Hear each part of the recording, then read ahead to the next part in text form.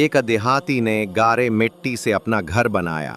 घर में उसने छोटी सी 7 मुसल्लों की मस्जिद भी बनाई, क्योंकि उसके 7 बेटे थे।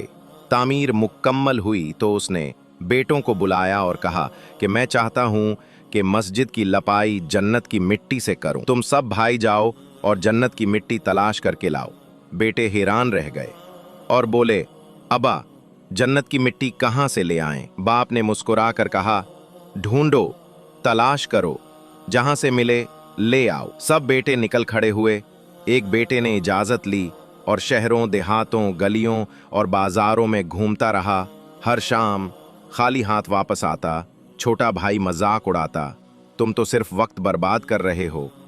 आखिरकार वो बेटा सहन में आकर बैठ गया, जहां माँ की चली हुई राहों की मिट्टी थी। बाप ने नरमी से पूछा, बेटा, क्या तुम्हें जन्नत की मिट्टी मिली?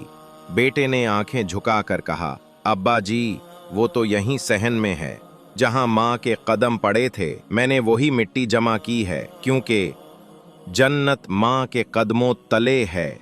मुख्तसर सबक, माँ के कदमों की खाक जन्नत की मिट्टी है। यही असल अजमत है, यही असल बरकत है।